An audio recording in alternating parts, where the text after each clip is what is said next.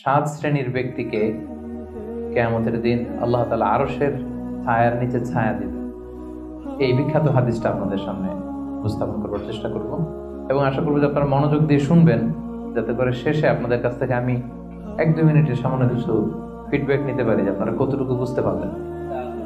So মনোযোগটা একেবারে আমার দিকে হবে, হ্যাঁ, ডানে বায়ে কোনো দিকে তাকানো যাবে না। হাদিসটি সহিহ বুখারীতে এসেছে আর হাদিসটির বর্ণনাকারী হচ্ছেন সাইয়েদনা আবু হুরায়রা রাদিয়াল্লাহু তাআলা আনহু। عن أبي هريرة رضي الله تعالى عنه قال قال رسول الله صلى الله عليه وسلم 7 يظلهم الله في ظله يوم لا ظل إلا ظله إمام عادل وشاب نشأ في عبادة الله ورجل قلبه معلق بالمساجد ورجلان تحابا في الله اجتمعا عليه وتفرقا عليه ورجل دعته امرأة ذات منصب وجمال فقال إني أخاف الله ورجل تصدق بصدقة فأخفاها حتى لا تعلم شماله ما تنفق يمينه ورجل ذكر الله خاليا ففاضت عيناه رواه البخاري। এটা হচ্ছে হাদিসের টেক্সট। তো আবু হুরায়রা রাদিয়াল্লাহু তাআলা আনহু বর্ণনা করেন যে আল্লাহ রাসূল সাল্লাল্লাহু আলাইহি ওয়াসাল্লাম তিনি বলেছেন, 7 শ্রেণীর ব্যক্তিকে, 7 ধরনের ব্যক্তিকে আল্লাহ তাআলা কিয়ামতের দিন in the day of judgement তার আরশের নিচে ছায়া দিবেন। যেদিন আল্লাহর আরশের ছায়া ছাড়া আর কোনো ছায়া থাকবে না। এর মধ্যে প্রথম শ্রেণী হচ্ছে ইমামুন আদিল, মানে the just ruler, the just king, ন্যায়পরায়ণ শাসক। প্রথম শ্রেণী হচ্ছে ন্যায়পরায়ণ শাসক বা রাষ্ট্রপ্রধান। 2 নম্বর হচ্ছে ওয়াশাবুন নাশা ফি ইবাদাতিল্লাহ, এমন যুবক যে তার যৌবনটাকে আল্লাহর ইবাদতে কাটিয়েছে। 3 নম্বর হচ্ছে ওয়ারাজুলুন কলবুহু মুআল্লাকুন বিল মাসাজিদ, এমন ব্যক্তি যার হৃদয়টা সবসময় মসজিদের সাথে লেগে থাকে, মসজিদের সাথে ঝুলে থাকে। 4 নম্বর হচ্ছে ওয়ারাজুলান তাহাব্বা ফিল্লাহ ইজতামা আলাইহি ওয়া তাফাররাকা আলাইহি, এমন 2 ব্যক্তি যারা একে অপরকে আল্লাহর জন্য ভালোবাসে।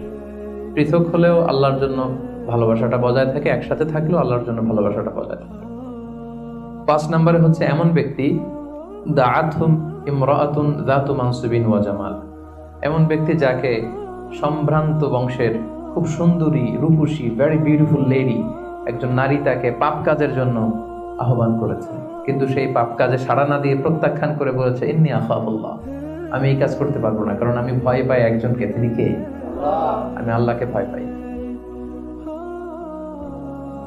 6 নম্বর হচ্ছে ওয়ারাজুলুন তাসাদদাকা বিসাদাকা ফাআখফাহা হাত্তা লা তা'লামা শিমালুহু মা তুনফিকু ইয়ামিনুহু, এমন ব্যক্তি যে গোপনে দান করে, এত গোপনে দান করে যে তার ডান হাত কি দান করে তার বাঁ হাত টের পায় না। সুবহানাল্লাহি ওয়া বিহামদিহি। 7 নম্বরে হচ্ছে ওয়ারাজুলুন যাকারাল্লাহা খালিয়ান ফাফাদাত আইনা, 7 নম্বর ব্যক্তি হচ্ছে এমন ব্যক্তি যে একা একা আল্লাহকে স্মরণ করে চোখের পানি ছাড়ে, আল্লাহকে স্মরণ করে, আল্লাহর জিকির করে, আল্লাহর ভয়ে তার অশ্রুসিক্ত হয়, তার চোখ বেয়ে দাঁড় করে পানি নামে। এই 7 শ্রেণীর ব্যক্তিকে আল্লাহ তাআলা আরশের নিচে ছায়া দিবেন, যেদিন কোনো ছায়া থাকবে না।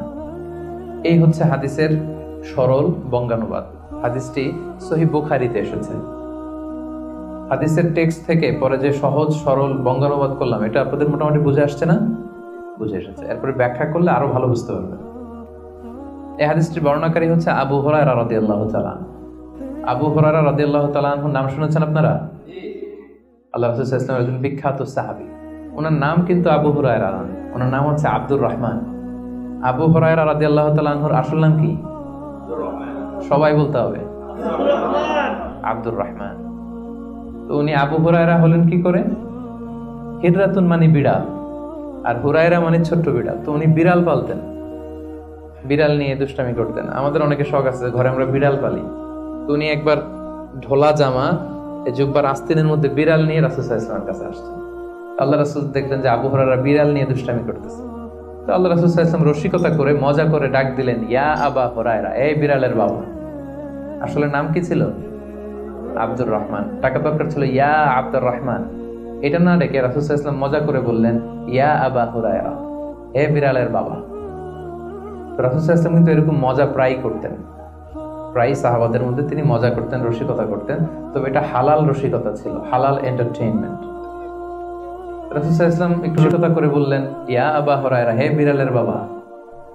তখন থেকে আবু হুরায়রা রাদিয়াল্লাহু তাআলা আনহুকে সবাই আব্দুর রহমান না বলে বিড়ালের বাবা বলে ডাকতে শুরু করলো, সুবহানাল্লাহ। এবং উনি নিজেও এটা নিজের জন্য পছন্দ করলেন, বিড়ালের বাবা। তো ওনার নাম হচ্ছে বেসিক্যালি আব্দুর রহমান, কিন্তু যেহেতু বিড়াল নিয়ে দুষ্টামি করতেন এবং রাসূল সাল্লাল্লাহু আলাইহি ওয়াসাল্লাম একবার যখন হে বিড়ালের বাবা বলে ডাক দিলেন, তারপর থেকে উনি কি হয়ে গেলেন? আবু হুরায়রা। উনি এই হাদিসটি বর্ণনা করেছেন, উনি নিজে শুনেছেন রাসূল সাল্লাল্লাহু আলাইহি ওয়াসাল্লামের কাছ থেকে এই হাদিসটি। উনি সর্বাধিক হাদিস বর্ণনাকারী সাহাবী, উনার চেয়ে বেশি হাদিস কোন সাহাবী বর্ণনা করেননি। 5374টি হাদিস বর্ণনা করেছেন। মসজিদে নববীর পাশে একটা বারান্দা আছে, এটাকে বলে সুফা। এই বারান্দায় যে সাহাবারা থেকে থেকে পড়াশোনা করতো ওনাদেরকে বলা হতো আহলে সুফা। আবু হুরায়রা রাদিয়াল্লাহু তাআলা আনহু এই আহলে সুফার সদস্য ছিলেন। উনি বলতেন যে আমাদের অনেক সাহাবারা ব্যবসা করতো, কেউ এটা করতো সেটা করতো, আমি কিছুই করতাম না। আমার শুধু খাওয়ার ব্যবস্থাটা হইলেই আমি রাসূল সাল্লাল্লাহু আলাইহি ওয়াসাল্লামের সাথে থাকতাম, সারাদিন থাকতাম, আর উনি যাই বলতো আমি এটা মানুষের কাছে বর্ণনা করে পৌঁছে দিতাম, সুবহানাল্লাহ। এজন্যই উনি এত হাদিস বর্ণনা করেছেন। শুরুতে উনি এত হাদিস বর্ণনা করতে পারতেন না। উনি একবার বললেন, ইয়া রাসূলুল্লাহ সাল্লাল্লাহু আলাইহি সাল্লাম, আসমা'ু মিনকা হাদিসান কাসীরান, আমি তো আপনার কাছ থেকে অনেক হাদিস শুনি, ফালা আহফাজ, কিন্তু এগুলো আমার মনে থাকে না, কি করব? আল্লাহ রাসূল সাল্লাল্লাহু আলাইহি ওয়াসাল্লাম বললেন, উবসুত রিদাক, তুমি তোমার চাদরটা বিছিয়ে দাও।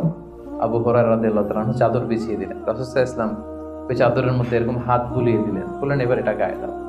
এটা গায়ে দেওয়ার পর থেকে উনি বললেন, এরপর থেকে জীবনে যত হাদিস শুনেছি আল্লাহ রাসূল সাল্লাল্লাহু আলাইহি ওয়াসাল্লামের মুখ থেকে একটাও ভুলি নাই, একটাও ভুলিনি। রাসূল সাল্লাল্লাহু আলাইহি ওয়াসাল্লামের দোয়ার বরকত, রাসূল সাল্লাল্লাহু আলাইহি ওয়াসাল্লামের দোয়ার বরকতটা এরকম ছিল, উনি যদি কোনো লোনা পানির কুয়ার মধ্যে অজু করে কুলির পানি ফেলতেন, ওইটা মুহূর্তের মধ্যে মিঠা পানির কুয়া হয়ে যেত। গাছের মধ্যে ফল ধরে না, রাসূল সাল্লাল্লাহু আলাইহি ওয়াসাল্লাম টাচ করলে এর পরের বছর ফল হতে হতে একেবারে সয়লাভ। আনাস রাদিয়াল্লাহু তাআলা আনহুর জন্য একবার দোয়া করে দিয়েছিলেন, আল্লাহ তাকে সন্তান বেশি দাও, তাকে সম্পদ বেশি দাও। তো সন্তানের দোয়া এত কাজে লাগছে, ওনার সব মিলে 82 জন সন্তান ছিল, 80 জন ছেলে 2 জন মেয়ে। আর উনি বলতেন যে আমার এমন খেজুরের বাগান ছিল, মদিনার সবার খেজুরের বাগান বছরে খেজুর দিত একবার, আমার খেজুরের বাগানে বছরে খেজুর হতো 2 বার। রাসূল সাল্লাল্লাহু আলাইহি ওয়াসাল্লামের দোয়ার বরকত। মদিনার অনেক নবজাতক সন্তানদের মাথায় চুল গজায় না, রাসূল সাল্লাল্লাহু আলাইহি ওয়াসাল্লাম কোনো নবজাতক সন্তানের মাথায় হাত বুলিয়ে দিলে মাথার চুল তাড়াতাড়ি বড় হয়ে যেত, বারাকা। রাসূল সাল্লাল্লাহু আলাইহি ওয়াসাল্লাম হাত বুলিয়ে দিলেন, ওই হাত বুলানো চাদর আবু হুরায়রা রাদিয়াল্লাহু তাআলা আনহু গায়ে পড়লেন, আর ভুলে না কিছু, আর কিছু ভুলে না। অনেক ওরিয়েন্টালিস্টরা আবু হুরায়রা রাদিয়াল্লাহু তাআলা আনহুর এই হাদিস বর্ণনার ব্যাপারে সাসপিশন ছড়ায়, সন্দেহ ছড়ায় যে উনি এত হাদিস শুনলো কবে? একজন মানুষকে এত হাদিস কারো কাছ থেকে শুনে মনে রাখতে পারে নাকি? আপনারা আমার যত কথা শুনেন কয়টা মনে রাখতে পারবেন? তারা সন্দেহ ছড়ায় যে আবু হুরায়রা এগুলো নিজ থেকে মনে হয় বলেছে। আসলে না, কখনো না, নেভার। উনি রাসূল সাল্লাল্লাহু আলাইহি ওয়াসাল্লামের কাছ থেকে যেমনটি শুনেছে ঠিক তেমনটি বলেছে। এবং এটা হচ্ছে রাসূল সাল্লাল্লাহু আলাইহি ওয়াসাল্লামের দোয়ার বরকত, ওই যে চাদরে হাত বুলিয়ে দিয়েছিলেন।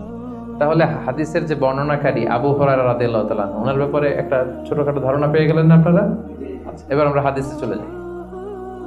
আল্লাহ রাসূল সাল্লাল্লাহু আলাইহি ওয়াসাল্লাম বলেছেন, সাবআতুন ইউযিল্লুহুমুল্লাহু ফি যিল্লি ইয়াওমা লা যিল্লা ইল্লা যিল্লুহু, 7 শ্রেণীর ব্যক্তিকে আল্লাহ তাআলা আরশের নিচে ছায়া দিবেন, যেদিন আরশের ছায়া ছাড়া আর কোনো ছায়া থাকবে না। ইউযিল্লুহুমুল্লাহু ফি যিল্লিহি, আল্লাহ তাআলা সেদিন তার নিজের ছায়া দিবেন, বলতে উদ্দেশ্য হচ্ছে ফি যিল্লি আরশিহি, আল্লাহর আরশের ছায়ায় তিনি 7 শ্রেণীর ব্যক্তিকে সেদিন রাখবেন। আল্লাহর আরশের ব্যাপারে আপনারা শুনেছেন না যে আর রহমানু আলাল আরশি ইস্তাওয়া, আল্লাহ তাআলা আরশের উপর পজিশন নিয়েছেন। আল্লাহ তাআলার পজিশন কোথায়? আরশের উপর। আরশ হচ্ছে মহাবিশ্বের সবকিছুর উপরে এটার অবস্থান। আমরা খালি চোখে উপরে কি দেখি? আকাশ। আসলে আমরা আকাশ দেখি না, এটা দেখি মহাশূন্য, স্পেস।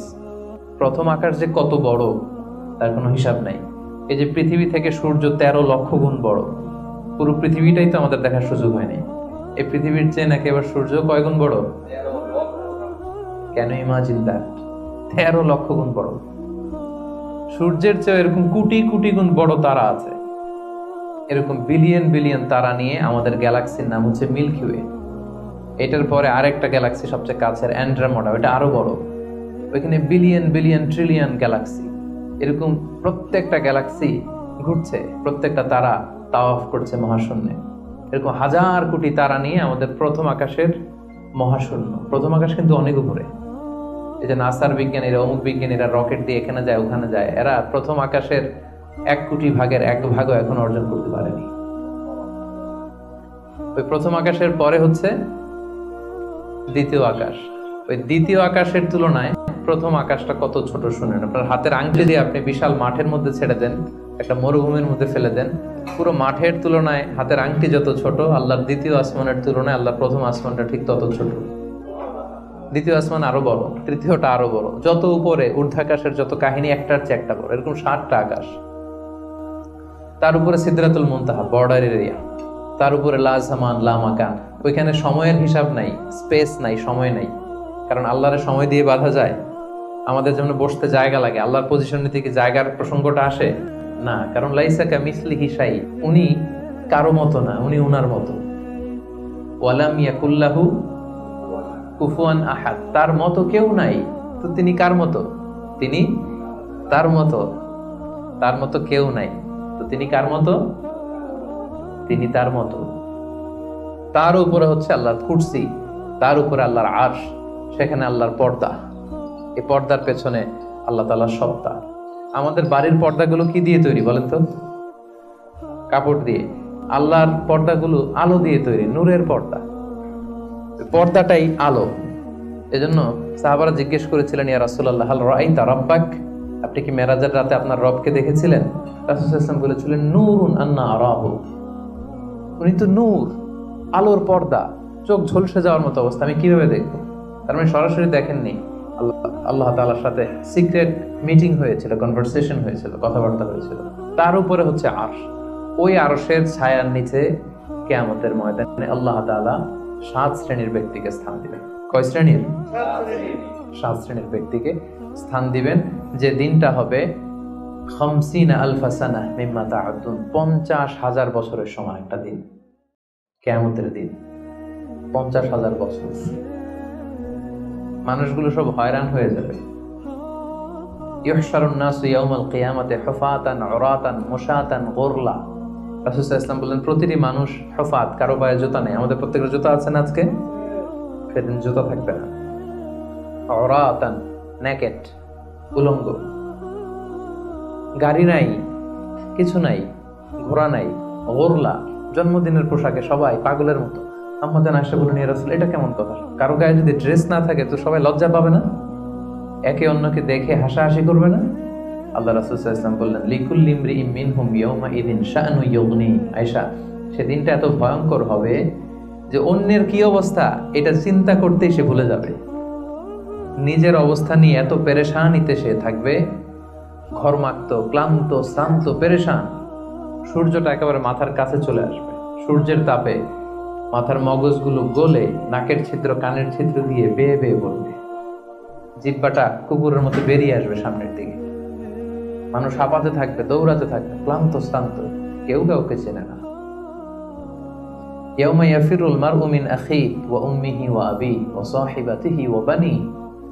ভাই ভাইকে চিনবে না, পরিচয় দিবে না। মা ছেলেকে দেখে পরিচয় দিবে না, বন্ধু বন্ধুকে দেখে পরিচয় দিবে না। সবাই ইয়া নাফসি ইয়া নাফসি।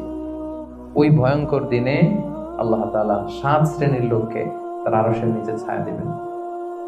আমরা কি চাই না যে আমরা ওই 7 শ্রেণীর অন্তর্ভুক্ত হই? আমরা আল্লাহ তাআলার কাছে কামনা করি আমরাও যেন সেই 7 শ্রেণীর অন্তর্ভুক্ত হয়ে সে ভয়ঙ্কর দিনে আল্লাহ তাআলার আরশের নিচে ছায়া পেতে পারি।